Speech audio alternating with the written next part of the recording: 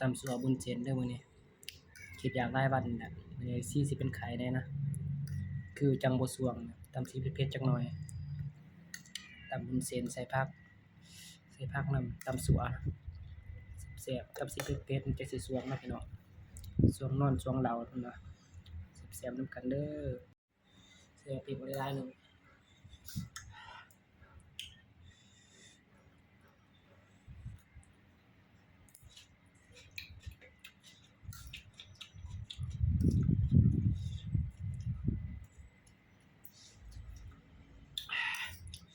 เผ็ด